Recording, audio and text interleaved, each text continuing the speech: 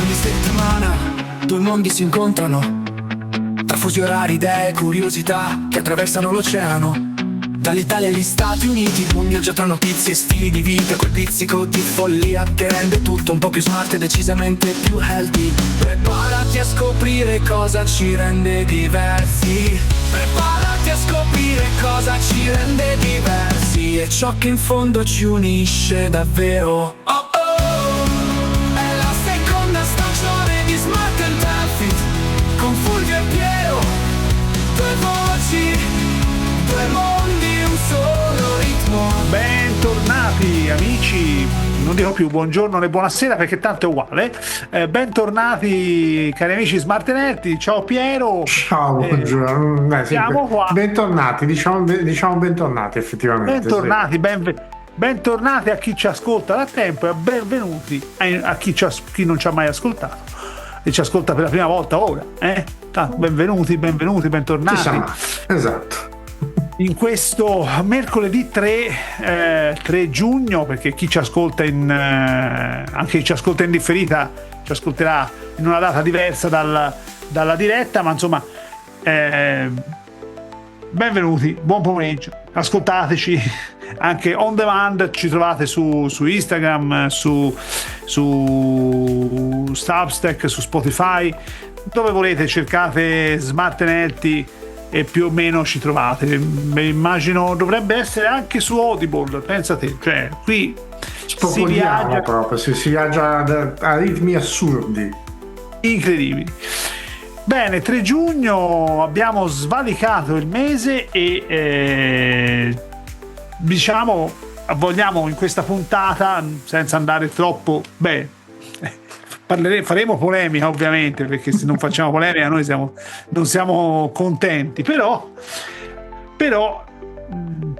la facciamo in maniera più velata, perché non possiamo non fare polemica, ma più che altro perché il presidentone, no, anche perché mi sembra che il presidentissimo fosse qualcun altro, c'è sempre più o meno sulla stessa risma, ma se non mi ricordo male era qualcuno di sudamericano. Ah sì, è vero, così ricordare.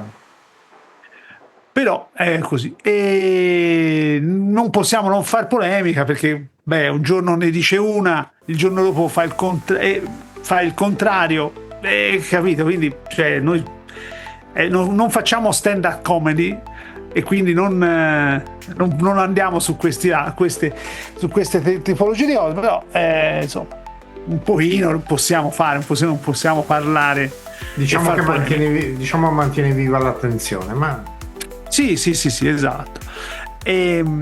Oggi vogliamo parlare di due feste, visto che una ieri è stata proprio celebrata, il 2 giugno celebrata qui in Italia, mentre il 4 luglio, facendo il parallelo con gli Stati Uniti, sarà il giorno di indipendenza americana. E bene, intanto inizio con un articolo dell'Espresso, perché c'è stata la parata a Roma. Vi ricordo che sono 80 anni, sono trascorsi 80 anni dal 2 giugno del 46, quindi cifra tonda per la nostra Repubblica. E tra le altre cose quest'anno saranno 250 anni invece dell'indipendenza statunitense, quindi comunque sono due cifre tonde, esatto. E c'è stata la tradizionale parata ai fori imperiali a Roma tutta ovviamente città più o meno blindata, o almeno delle zone blindatissime, come tutti gli anni, giustamente, perché un po' tutte le cariche dello Stato erano presenti, più o meno, e quindi insomma c'è stato l'omaggio. Dettagli. No, il presidente Mattarella c'era, quindi voglio dire, e c'è stata l'omaggio all'altare alla patria, e c'è stato un grande evento pubblico serale in piazza del Quirinale, voluto proprio dal presidente Mattarella come festa ai cittadini, perché ricordiamo la parata per la Repubblica, sì, ci sono tutte le forze armate, tutti gli invitati, ma non è che io mi presento, allora vengo per la parata, c'hanno un elenco, e io no, non sei in lista, quindi non puoi entrare, cioè te la puoi vedere da fuori, te la guardi da fuori e senti qualcosa, vedi le frecce tricolori perché sono in cielo e stop, quindi niente di più. Non so se succede ancora, ma io mi ricordo quando ero piccolo la trasmettevano addirittura in televisione. La facevano vedere in televisione. Sì, sui canali Rai, sì, assolutamente. Aspetta, voglio vedere perché non l'ho seguita, perché io ero impegnato in altro, e quindi insomma quella il 4 luglio viene trasmesso. 4 luglio ci sono diverse trasmissioni qui negli Stati Uniti, c'è quella principale che è l'evento nella capitale, però poi ci sono anche altre feste in contemporanea. E comunque diciamo la cosa principale è fuochi d'artificio, barbecue al pomeriggio, e il modo migliore il giorno migliore per le famiglie per riunirsi alla fine. Sì, ma infatti mi ricordavo qualcosa in merito che la Rai trasmettesse. Ora noi siamo stati sul vago ora, in questi pochi istanti fa, ma più che altro per non dire imprecisioni, perché già noi ne diciamo imprecisioni, se poi quelle datate, quelle documentate le diciamo ulteriormente, insomma. No, è stata a cura del TG1 e della Rai, e Rai Quirinale, dalle 9, più o meno alle 9 al mezzogiorno, e insomma non tutta, magari è stato fatto la parte clou, è un po' come gli Oscar, no? Gli Oscar che vengono, cioè sì, c'è chi si segue, ci sono dei canali che danno tutto l'Oscar, che magari potrebbero anche evitare per esempio la sfilata degli attori e quant'altro, che capito, ci sono, meno. C'è la serata, sì magari c'è la serata degli Oscar o la Festival del Cinema a Venezia, e c'è qualche emittente che prende dal momento zero alla fine, e qualcuno che inizia dopo, ma giustamente, cioè come hai detto te, cioè uno si vede tutti i politici che arrivano, e la Rai ha dato dalla parte la parte centrale, la parte più importante, con le forze armate che sfidano, insomma, davanti alle cariche nazionali di governo. Ma mi sembra anche giusto, insomma, anche perché non essendo un evento sportivo, non è che sì, hai visto Tizio passare, poi sì, ma ecco, forse stai facendo anche il paragone giusto in questo momento, cioè gli eventi sportivi in realtà, una volta che te hai visto, che ne so, la squadra campione d'Italia, che quest'anno è stata l'Inter, vabbè, lasciamo perdere, per te sì, lo so. La squadra campione d'Italia che ti passa davanti, sì, bene, e poi sostanzialmente che me ne fo? Cioè, nel senso, non è che ti cambia qualcosa alla fine, te sei sempre te, loro sono sempre loro. No, assolutamente.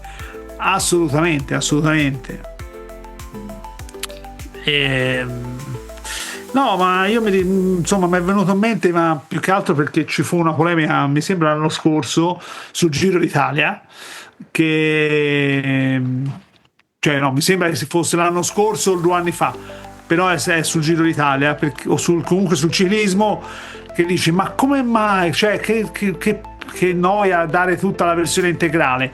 Sì, da una parte li capisco, perché vedere la gara ciclismo dalla partenza, anzi dal trasferimento, neanche dalla partenza, dal trasferimento fino al chilometro zero all'arrivo, insomma, a seconda della tappa può essere un po' pesante. Però allora, in questo caso io aggiungerei anche un'altra cosa: sì, è pesante se chi parla, il telecronista, non sa raccontare l'evento, non sa riempire i momenti vuoti, nel senso, facendo un esempio anche nostro terra, no? Uh-huh. Cioè, io e te praticamente stiamo trasmettendo con una videochiamata, no? Noi facciamo una videochiamata su Zoom, tanto per fare pubblicità, ma tanto ci dà soldi purtroppo. Non si sa mai, magari in futuro ci potrebbe anche dar soldi, si sa mai.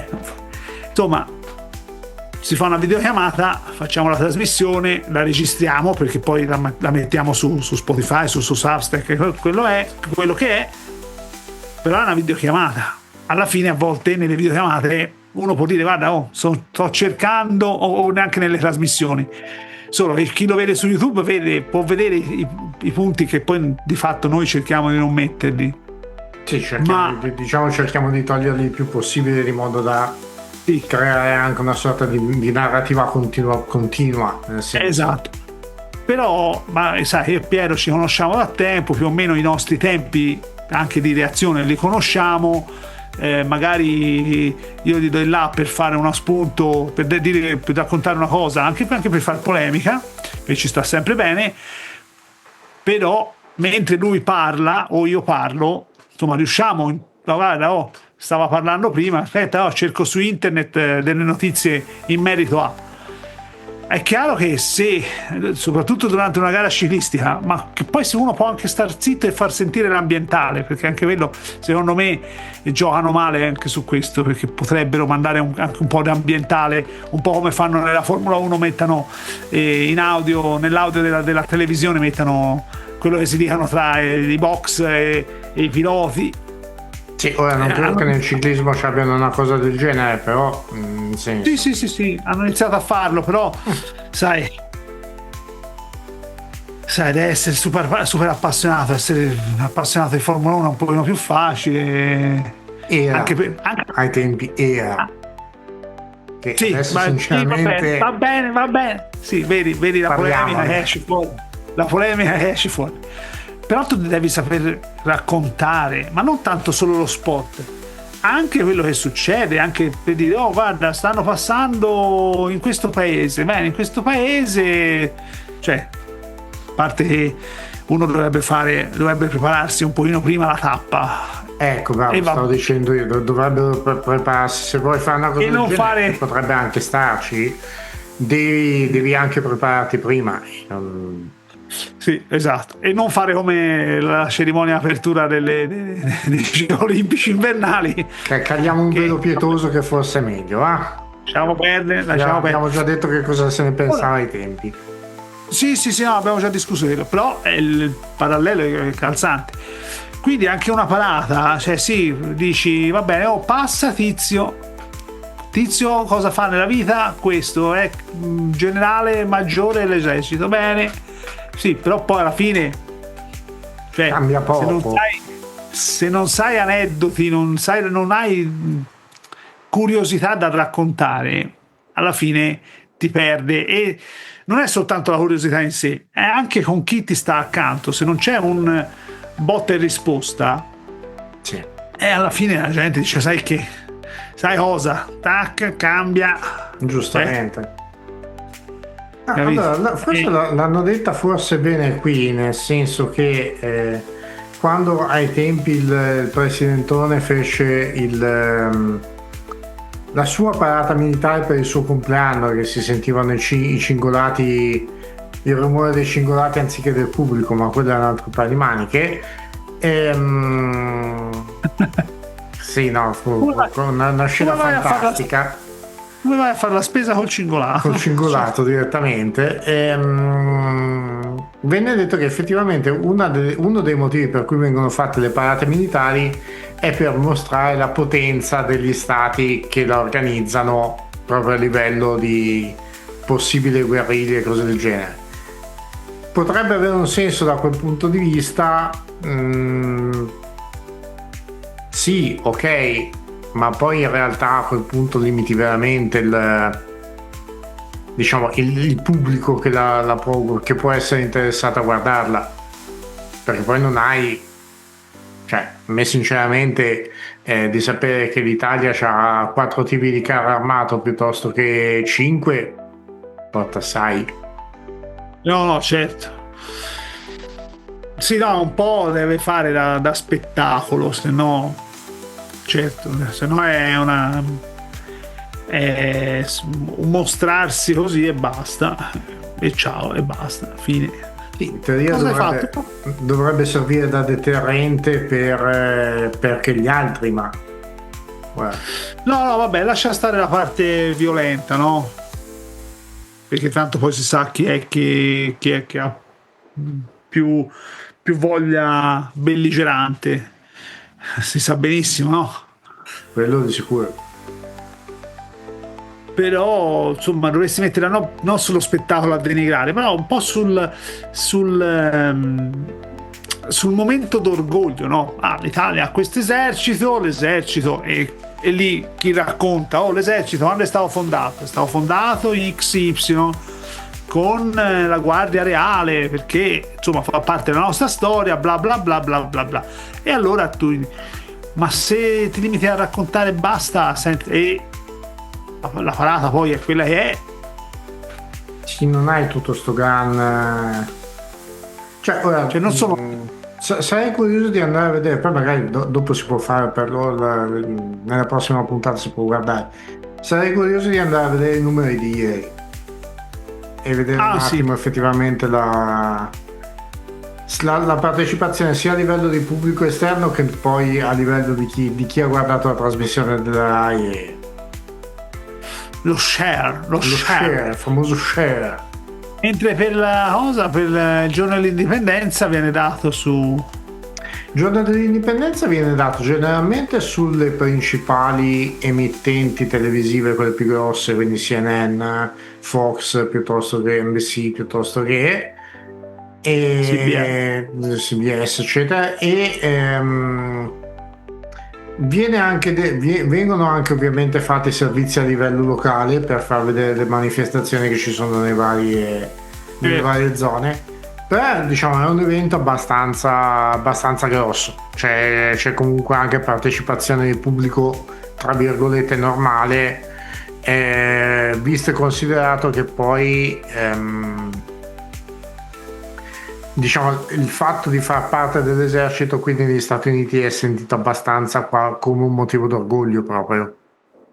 Sì, ma poi si sente, poi manca poi minuti, ma insomma si sente anche parlare nei telefilm che ma cosa fai il 4 luglio? Vado alla parata, che poi molti telefilm si svolgono a New York e c'è la parata del 4 luglio a New York, questa famosa parata, dici ma che cavolo è, invece tutti i carri allegorici. Sì, è come se fosse non è proprio il massimo come esempio, però è come se fosse per dire la parata di Messi per Natale piuttosto che le parate di carnevale da noi e cose del genere, cioè a Viareggio, o a Venezia, a Venezia eccetera, proprio tutto incentrato sugli Stati Uniti e sull'indipendenza che hanno preso dagli inglesi. Sì, certo. Sì, no, sta guardando un po' così su dei siti, ma cosa si fa? Beh, nelle grandi città ovviamente ci sono queste parate, e la parata per il 4 luglio e poi come dicevi te ci sono le famiglie che si riuniscano, barbecue e picnic, picnic, fuochi d'artificio, un modo per fare festa alla fine. Sì, a fine di tutto ci sono i fuochi d'artificio. Sì. Che poi durano 20 minuti, mezz'ora al massimo, non di più. Vabbè, quanto deve durare? Mezz'ora. Di solito i fuochi d'artificio anche lì a Firenze per San Giovanni. Noi abbiamo i San Giovanni. Sì. A Firenze c'è San Giovanni, sì. Ci sono i fuochi dura mezz'ora o 40 minuti massimo. Anche che costano. Sì, abbastanza tra l'altro. Vabbè, qui vengono spesi miliardi per le cose più stupide, sì che. E comunque tornando alla festa della Repubblica, sì, sono in tante piazze in Italia, ovviamente c'è la parata a Roma che è quella più importante, poi ogni comune si organizza un po' in autonomia, è chiaro. non vengano fatte vedere, magari dalle TV locali sì, un po' come lo scoppio del carro a Firenze. Toscana TV fa la diretta, fa la diretta di tutta la cerimonia, il sorteggio delle squadre per il calcio storico, il volo della Colombina. Se non mi ricordo male, generalmente scoppio del carro e il volo della Colombina lo fanno vedere anche a livello nazionale, o sbaglio? Non me lo ricordo. No, quello è sicuramente il Palio di Siena. Palio di Siena su Sì, Rai quello 2. sì. Rai 2 su Rai 3 lo danno, fanno vedere la diretta, almeno uno dei due. E non lo so, una volta mi sembra di averlo visto a livello nazionale. Sicuramente o Toscana TV o RTV 38, che sono le principali emittenti regionali, diciamo, quelle a diffusione di tutta la regione, lo fanno vedere, però no. Ora cerco scoppio del carro dove vedete. Sì, poi ecco, effettivamente da questo punto di vista forse c'è una differenza un po' più accentuata, perché qui negli Stati Uniti queste cose sono solo proprio a livello locale, questa tipologia di eventi.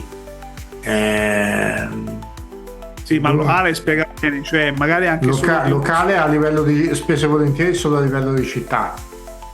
Ah, ok. Perché praticamente ora è vero che generalmente vengono date notizie anche a livello proprio dello stato dove ti trovi, che per noi sarebbe la regione, però il locale è inteso spesso e volentieri proprio a livello della città, della singola città o della singola provincia, diciamo così. Sì, molte volte è una metropoli, quindi sì, diventa qualcosa di un pochino più grande, per dire, qui da noi il locale sono le 3 cittadine, una è quella dove viviamo noi e le altre 2 che sono le 2 più vicine formano la provincia, e a quel punto vengono date le notizie nei dintorni, sostanzialmente notizie, eventi e quant'altro. Sì. E vabbè, insomma, locale in questo senso, sì. Un po' come avviene qui in Toscana, perché magari c'hai lo scoppio del carro, te lo dà Toscana TV, riesci a vedere un po' tutta la regione, ma tanto poi alla fine lo vedano i fiorentini. È un po' è una tradizione.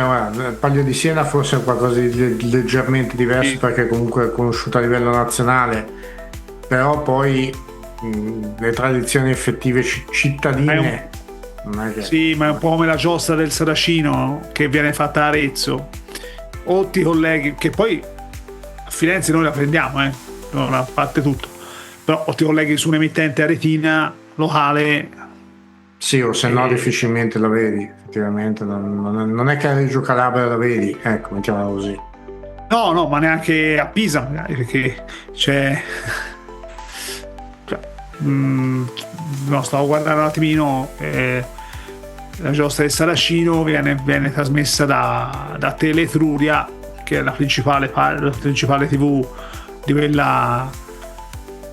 Allora, anno giostesco, voglio vedere quando la fanno. Marzo, giugno sarà il Consiglio Comunale, Piazza del Comune, cerimonia stazionale il sabato 13, quindi 2 settimane, non questo sabato che viene, il prossimo. È la cerimonia di estrazione delle carriere, e domenica 14 a martedì 16 ci sarà prove dei giostratori esordienti, poi mercoledì 17 simulazione della gara, 18 prova generale, e poi il sabato 20 giugno, il penultimo sabato di giugno, è la 149esima giostra del Saracino, che sarà trasmessa da Teletruria, che si prende un po' lo prenderanno nel Senese, forse nel Grossetano, vabbè. Però è a livello più locale, cioè, sì, anche noi, anche qui a Firenze, io penso voi in altre regioni in altre province come Pisa e Livorno magari la prendono e non la prendano, dipende, cioè, magari a Livorno città sì, ma in provincia di Livorno no, quindi alla fine interessa quelli d'Arezzo. Sì, anche se poi effettivamente di turisti ce ne sono, perché poi mi ricordo quando avevamo mandato a vederla noi, che abbiamo una coppia di amici che stanno ad Arezzo e effettivamente c'era parecchia gente, non erano solo aretini, ecco. Quindi comunque Sì, è un evento che attrae, però ovviamente non è a livello... No, infatti. Volevo vedere un attimino. No, la giostra del Saracino c'è a Pisa, c'è il gioco del ponte, che non è una giostra, non è un torneo, ma una spettacolare rievocazione sfida di origine medievale. Vabbè, insomma, ma anche questa è vietata più su come copertura TVistica, televisiva, TVistica, televisiva è più sulla vostra. È una nuova parola, dai. Nuovo termine. Bene, cari amici, noi torneremo a parlare qui di festa della Repubblica, giorno dell'indipendenza degli Stati Uniti e a questo punto anche tradizioni medievali, perché abbiamo tirato in ballo giostra del Saracino, torneo del ponte a Pisa, vabbè. A tra poco. Bentornati cari amici nella seconda parte di Smart Nerdy qui con il sottoscritto e Piero in questo mercoledì 3 giugno. Mi si era impastata un po' la bocca, Piero, non si preoccupi, perché nella pausa ho bevuto un caffè e quindi ha fatto bene. Stava qui, giusto, insomma siamo nel pomeriggio, te sei di mattina, quindi e niente, nella prima parte chi ci ha ascoltato finora abbiamo parlato di giorno festa della Repubblica, giorno dell'indipendenza americana, festa della Repubblica italiana, giorno dell'indipendenza americana, tradizioni varie, perché poi siamo andati a parlare di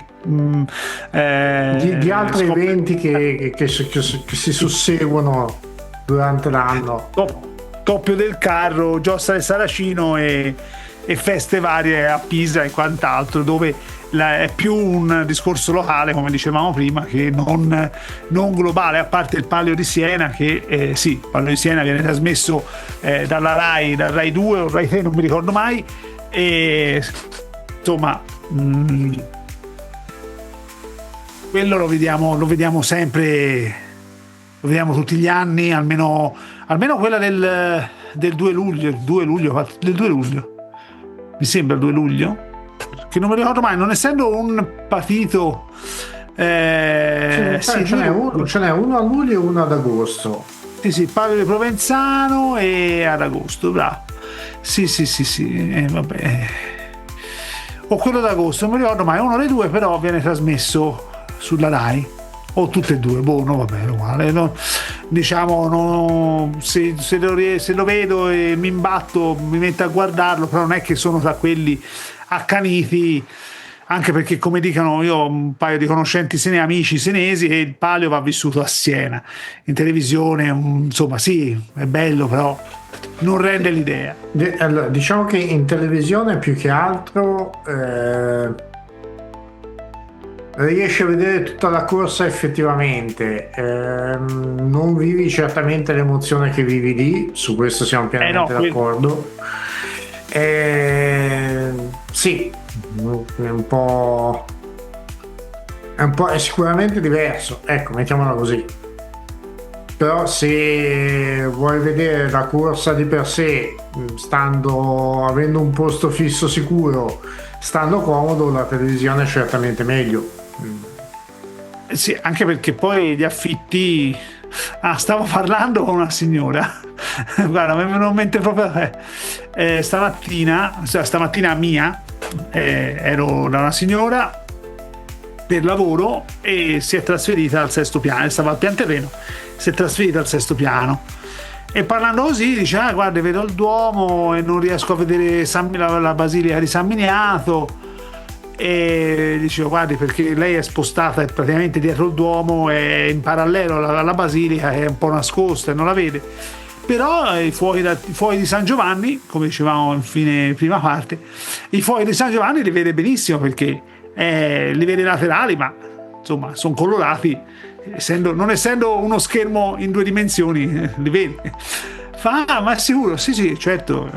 Questa poi è abbastanza vicina, perché è vicina alla stazione di Comellini, è vicina alla ferrovia che passa da Campo di Marte, quindi è abbastanza linea d'aria vicino. Potrei dare in affitto il terrazzino, un po' come fanno quelli in Piazza del Campo a Siena. Lo faccia.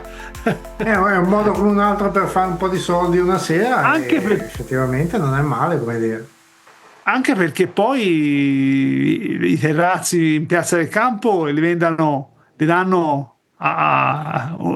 insomma, cifre esorbitanti. Anzi, visto che siamo qui e siamo collegati su internet, quanto costa? Quanto costa prendere in affitto? Vabbè, di per sé Palio di Siena è un evento abbastanza importante, Certo, sì. Ne affitto un terrazzo per vedere, cioè le domande che fai a Google di notte, no? Quanto costa vedere il Palio di Siena? Allora, vediamo un attimino. Vedi? Assistere al Palio di Siena da un terrazzo o balcone privato costa solitamente tra i 350 e i 1000 euro a persona per singolo evento. Vabbè, ascolta, è meno che non andare a vedere i mondiali qui negli Stati Uniti adesso Quello sì, ma perché hanno messo i prezzi no sense, almeno quelli negli Stati Uniti. Magari le partite in Canada e in Messico forse sono più abbordabili, però insomma cioè, vale quasi più andare a vedere il Palio di Siena affittando un terrazzino, mettiamola così. No, vedi, però allora, posto in finestra, balcone centrale, il costo può avere più comodità. No, i posti in piedi in balcone o sul terrazzo, i prezzi partono da 350 e possono arrivare a 600 euro. Posto in finestra, balcone centrale, il costo per avere più comodità oscilla tra i 300 e i 500 euro. Terrazze esclusive però con il catering, quindi c'è anche da mangiare e da bere. Per le postazioni più ambite, con accesso a buffet, open bar e bagno privato, si possono spendere da 700 fino a 1000 euro a biglietto. Vabbè, scusa, continua a essere sicuramente meno che non la Coppa del Mondo. No, infatti, nota, i balconi e i terrazzi affacciati su Piazza del Campo sono proprietà private. Per prenotare un posto puoi affidarti ad agenzie specializzate, tour operator locali o portali di viaggio. Ricorda che se il tuo intento è unicamente guardare la corsa, puoi accedere al centro della piazza gratuitamente. Sì, ma a che ora devi andare? Devi andare con la tenda, perché c'è altro che con la tenda, devi andare lì 5-6 giorni prima, perché sennò non succede. Cioè, magari 5-6 giorni prima, no, ma la notte prima. Cosa faccio? Dormo in Piazza del Campo. Più o meno come un senza tetto. Ma sì, cioè, ma magari riesci anche a entrare, però insomma. No, che poi anche lì sei in una piazza tonda, quindi sostanzialmente se sei nelle prime 2 o 3 file davanti forse vedi anche qualcosa. Se sei indietro ti ci voglio vedere, nel senso. No, ma poi c'è anche il discorso che sì, la corsa viene disputata sul perimetro della piazza, mentre c'è chi è sul bordo e vicino al percorso, qualcosa uno guarda, uno vede, chi è nel centro, a me hanno detto sempre sì, ma si vede benissimo, non lo so, non ne ho idea. Ora, forse, allora, diciamo effettivamente, diciamola così, se vuoi vedere chi sono i fantini, forse anche se sei nel centro riesci a vederli, perché comunque sono sul cavallo, quindi sono più alti e sì, li vedi. Bene o male tu li vedi. Se vuoi vedere l'evento effettivamente di per sé, tu vedi praticamente nulla. No, infatti. Sì. Anche tutta la parte della sfilata che c'è prima, eccetera, ma vabbè, non vedi assolutamente niente. No. Assolutamente, sì. Va ben che è gratis, però, nel senso. No, è gratis, sai, tutti vanno lì. capito? È così, c'è poco da fare, è come tutti gli eventi. A parte non è vero, perché anche ai concerti c'è chi va molto prima dei pazzi scatenati con la pioggia o col sole, perché poi i concerti molte volte vengono fatti d'estate, quindi sole a picco te lo prendi tutto e vabbè. Sì, ma anche lì vai prima, è vero, sei davanti quando aprono i cancelli, ok, ma poi comunque al punto dove c'è il palco ci devi comunque arrivare, e non è detto che arrivi per primo, o comunque sì, in effetti. Soprattutto determinati eventi sappiamo benissimo come vanno le cose, nel senso sì, in effetti, ecco, proprio così. ai concerti ci siamo andati tutti, Sì, no, certo, certamente, no, tutti, insomma, buona parte, no, stavo riguardando ancora su Wikipedia, sulla pagina della Festa della Repubblica. Insomma, il referendum è stato dal 2 al 3 di giugno. Non ho capito perché. Ah no, questo ok. No, a un certo punto vedi su Wikipedia ci sono i link che ti apre delle anteprime, no? sì. E a un certo punto mi è comparsa la bandiera del Portogallo. Ho detto, che c'entra il Portogallo con. C'entra perché il re d'Italia Umberto II di Savoia andò in esilio in Portogallo. E insomma, Rio De Nicola è il capo provvisorio dello Stato, saluta la Giunta del Fuoco del 2 giugno, vabbè. Cerimoniale, il giorno precedente alla festa il palazzo viene effettuato in forma solenne il cambio della guardia, perché è chiaro, cambiano corazzieri, vabbè, insomma. Nulla di particolarmente eclatante, vediamo.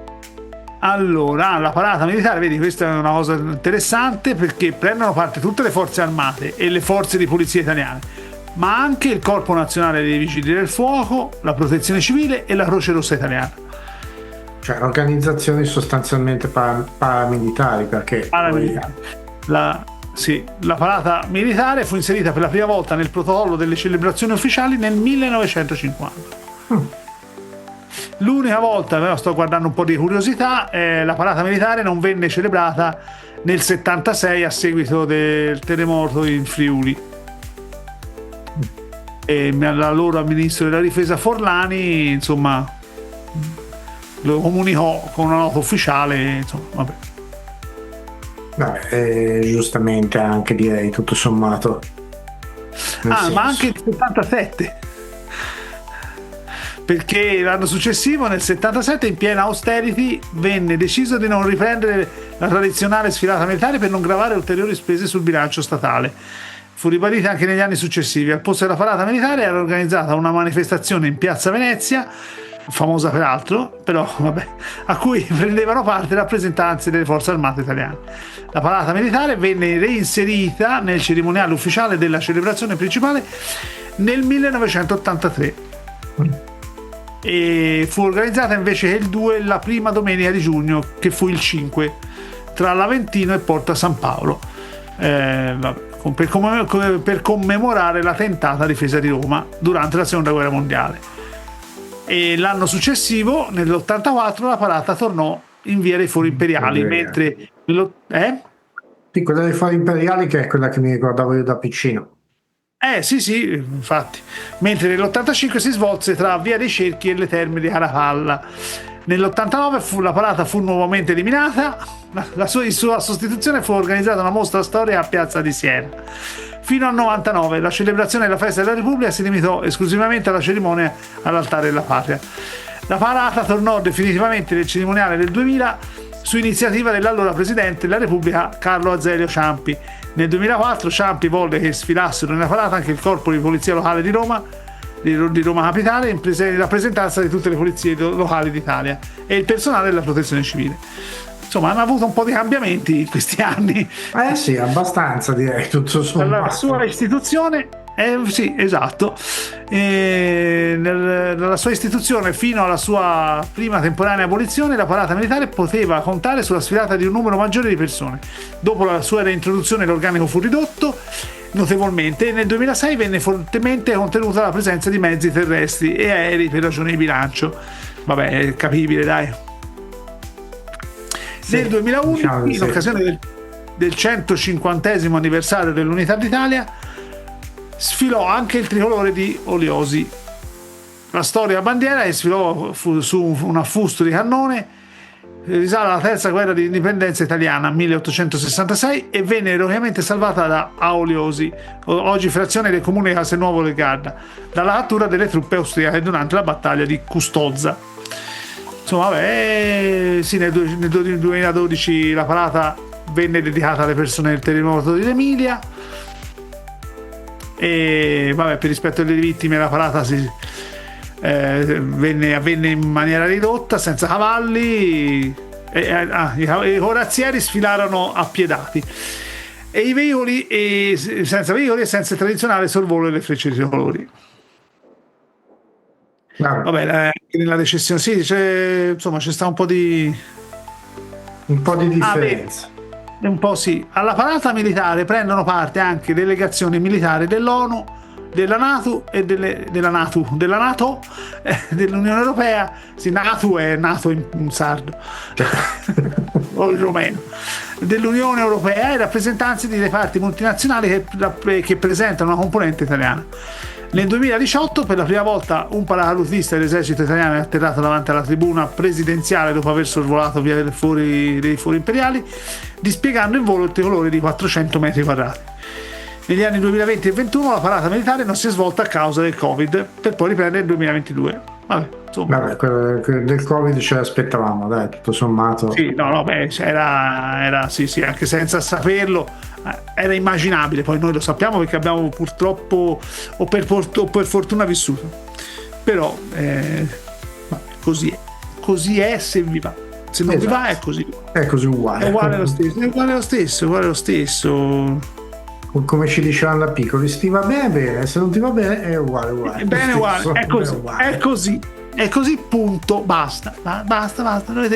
Dovete farvene una ragione. Esatto. Sì, caro Piero, è così. Allora, qui in compenso, anzi per il 4 luglio stanno appunto concerti a cui gli artisti non vogliono partecipare. Non si è capito bene se è un incontro di lotta libera o qualcosa tipo wrestling davanti alla Casa Bianca. Ma neanche il boss a protesta? No, il boss ultimamente gliene sta dicendo di cotte di più da Trump, giustamente. Appunto non fa un concerto per il 4 luglio. Ma probabilmente lo farà, di sicuro, ne sono quasi certo. Ecco. Ovviamente non a Washington, non davanti alla Casa Bianca, insomma, mettiamola così. Quello è capibile, è immaginabile, però oltre che a firmare giustificazioni il boss crea dissenso. Vabbè, giustamente, fa bene, nel senso chi ha voce deve parlare. Chi ha voce deve parlare, anche secondo me anche chi non ha fondamentalmente una voce pubblica ma può comunque parlare. Qui negli Stati Uniti una delle differenze che c'è con l'Italia è il fatto che alle sessioni comunali puoi partecipare e puoi prendere la parola anche se non sei membro del comune, quindi sostanzialmente chiunque abiti quantomeno nel comune stesso può comunque far sentire la propria voce, ed è un po' anche quello che sta succedendo con il discorso dei centri per l'intelligenza artificiale. Non so quanto ne sia arrivato lì in Italia, ma stanno cercando di costruire questi server farm in varie zone degli Stati Uniti e la popolazione si sta facendo sentire abbastanza, ovviamente andando al contrario all'idea della costruzione. Già abbiamo la Silicon Valley, se poi allora la Silicon Valley è un po' una cosa un pochino diversa, nel senso che non è Cioè sì, è tutto l'insieme delle varie aziende informatiche, vedi Google, Apple e quant'altro, però alla fine intanto è un'area limitata e secondariamente non sono inquinanti a quanto pare come invece le server certo. farm per le AI. Ah no, certo, assolutamente. Quindi. Mettiamola in mare queste server farm, almeno raffreddamento. Potrebbe non essere una brutta idea. Non so poi a che fine farebbe il mare, però potrebbe non In essere una brutta effetti, idea. mettiamoli sulla Luna. Dispersione. Ah no, non c'è l'aria, quindi non si disperde il calore. Vedi, qualcuno diceva, ma facciamo qui. No, perché se non c'è l'aria non disperdi calore. Sulla Luna potrebbe, oddio, no, in effetti non c'è sufficiente ossigeno.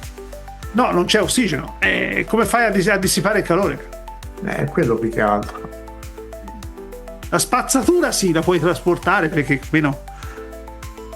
Sì, non è comunque consigliabile, però lo puoi trasportare effettivamente.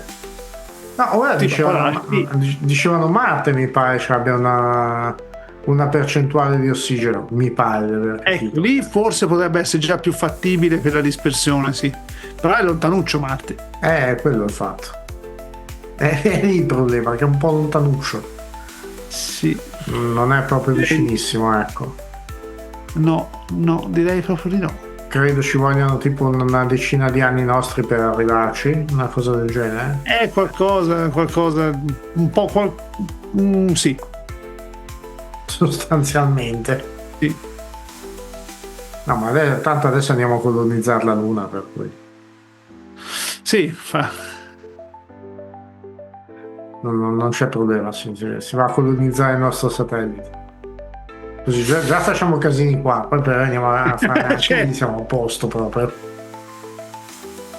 Giustamente. È così, sì. Ma che la sta cercando? No, stavo guardando sul 4 luglio, ma mi dava un po' di... Allora, Miami, per esempio... Ah no, vabbè. C'è Miami Beach, la festa... Sì, Fire on the 4th Festival. Sì. Che diciamo che più o meno sono... food truck, fuochi d'artificio e barbecue a gogo alla fine. Danno tutta la pazza gioia, capito? Sì. Filadelfia. No, questo però non è Filadelfia. Vabbè, a Filadelfia è la città dove dovrebbero festeggiare di più, visto che la carta di indipendenza è stata firmata lì, però. Giusto? In teoria sì, cioè in teoria la dichiarazione di indipendenza è stata firmata lì. Infatti stavo leggendo in Filadelfia che loro non festeggiano solo il 4 luglio, ma loro fanno una settimana. Sì. E fanno il gran finale il 4 luglio. Ci può stare, sì. All'Indipendenza. Il 27 giugno. Allora, il 27 giugno il Benjamin Franklin Museum sarà visitabile gratuitamente, il 29 giugno sarà la volta del Masonic Temple, mentre il 30 del National Constitution Center. Il 1 luglio lungo il Delaware River Waterfront la Philadelphia Orchestra terrà un concerto gratuito, seguito da uno spettacolo pirotecnico. Il 2 luglio sarà la volta della US Army Band, che a Great Plaza si esibirà in attesa dei fuochi d'artificio. Gran finale di celebrazione il 4 luglio con la cerimonia ufficiale all'Independence Hall, dove la lettura animata della dichiarazione di indipendenza sarà davvero suggestiva. Sì, in effetti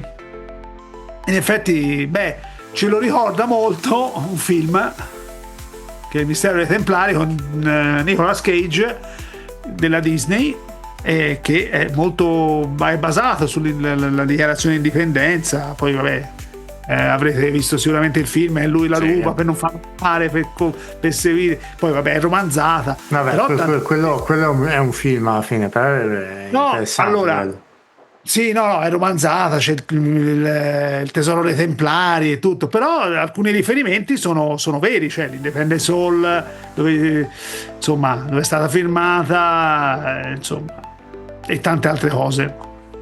No, se qualcuno poi si vuole dilettare a vedere film che effettivamente dimostrano poi la realtà della società americana in questo senso, un film con Tom Cruise è Nato il 4 luglio. Anche quello è, diciamo, abbastanza indicativo su come poi non solo vengono trattati i veterani, ma poi certo. Ah no, ecco, vedi, ho trovato che poi adesso potremmo ah no, c'è anche, ma perché hanno messo anche Independence Day? Va bene, perché è Independence Day. Sì, Independence Day, però insomma, vabbè, benché sia molto insomma legato a quel film, perché è stato un film dell'infanzia, però vabbè. Allora, il primo film è come dicevi te, è proprio nato a parte, voglio levare questa pubblicità, caro Sky, che meno male. Allora, nel giorno della festa nazionale degli Stati Uniti, in cui si commenta l'adozione della dichiarazione di indipendenza, che è stata firmata il 4 luglio 1776, ecco per voi la top 10 dei film da guardare. Da Independence Day è nato il 4 luglio, scopriamo le pellicole. E infatti il primo 10 film, vabbè, sì. Vabbè, c'è Independence Day, anche Lo Squalo. Diretto da Steven Spielberg. Perché Lo Squalo? Ah, perché si svolge durante le vacanze del 4 luglio. Ah, ok, allora. Ecco perché. Dove vai a festeggiare? Su un'isola fittizia, perché non esiste l'isola dello Squalo. Poi è nato il 4 luglio. C'è anche Il Patriota, che è uscito nel 2000 con Mel Gibson. Sì. Se no, Lincoln, diretto da Steven Spielberg, quindi insomma.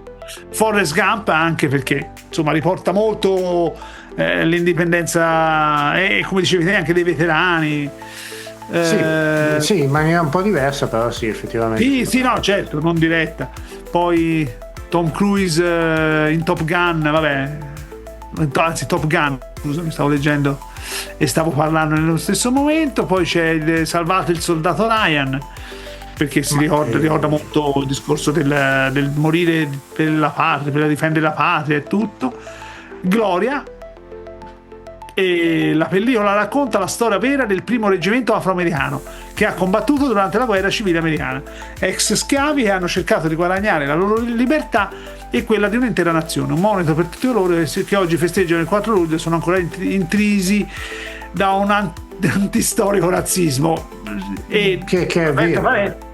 Sì, no, certo, aperta parentesi, ogni riferimento a persone fatti, persone o luoghi è puramente casuale.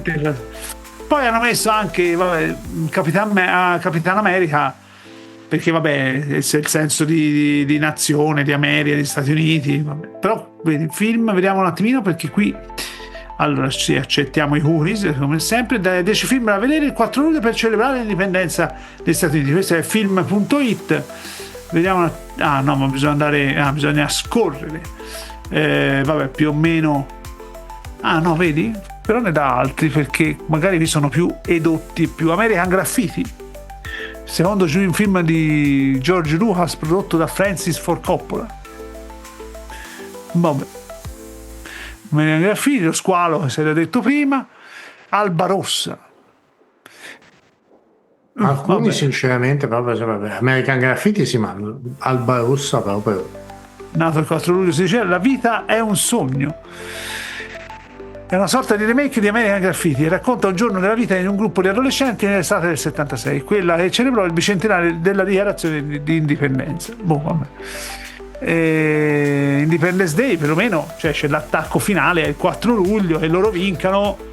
Tanto non è spoiler perché è del 96, capisci? È talmente vecchio che ha 30 anni e insomma Il Patriota, Lincoln, Serdetto e basta, sì, poi vabbè. Ah no, 1776, che è un film del 1972, però è giusto perché come titolo, perché è l'anno della dichiarazione di indipendenza, quindi È un musical, una versione molto originale degli eventi che portano alla firma delle dichiarazioni di indipendenza a Filadelfia il 4 luglio 776. Per chi ama i musical è un modo curioso per assistere a una lezione di storia senza annoiarsi. Vabbè, potrebbe anche essere godibile, perché no? Meglio di altri film. Meglio di tanti altri di sicuro su questo. No, ce ne sono alcuni tra quelli che hai nominato che sinceramente non capisco, perché tipo... No, vabbè. Salvate il soldato Ryan, Top Gun, cioè non ne capisco il senso sinceramente, in quest'ambito quantomeno. Poi cioè, se vogliamo buttarla sugli americani sono il meglio di tutti, vabbè, allora ci sta, vabbè. però. No, vabbè, ok, vabbè. No, stavo leggendo su Reddit. Sì, qualcuno dice che questo musical 1776 non è male, anche se non parla di guerra, però anche perché, insomma, c'era la guerra civile nel mentre e la guerra con gli inglesi, però vabbè. Ultimamente abbiamo visto la serie su Lincoln su Netflix, parecchio interessante, abbastanza esplicativa di certi eventi, di determinate cose, quindi esatto. Bene, allora aspetta, voglio vedere un attimo. Nato il 4 luglio. No, è stato tradotto bene, incredibile, perché il titolo originale è Born on the 4th of July. È tradotto bene, no, c'è dei titoli no, vabbè, di Oliver Stone. Beh. Sì, va bene, non è male. Faremo una rubrica dentro Smart Netti, film consigliati. Film consigliati, potrebbe essere un'idea, guarda, per un nuovo spin-off della trasmissione. Esatto. Bene, caro Piero, noi siamo arrivati alla fine, non volevo dirtelo, però siamo appassionati a parlare di film e quant'altro, e il tempo scorre, il tempo è finito. Il tempo è finito, sì, anche per stavolta il tempo è finito. Anche per questa girata abbiamo terminato. Esatto. È così,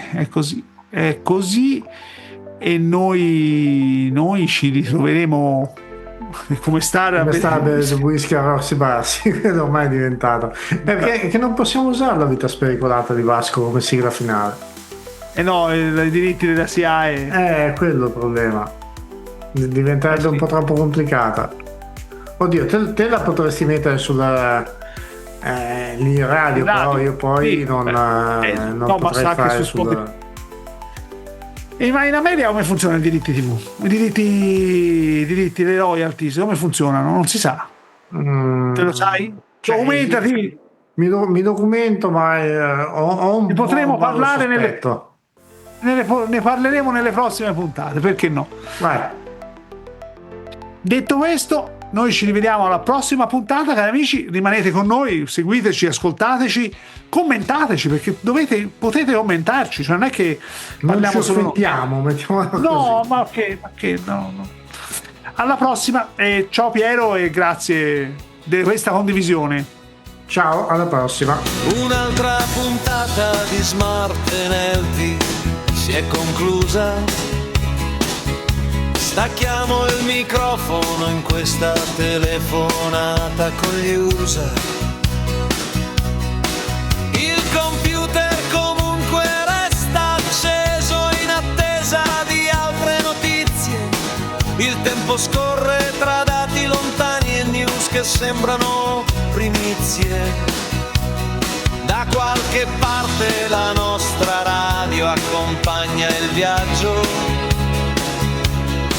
tra città che non dormono mai, silenzi pieni di pensieri.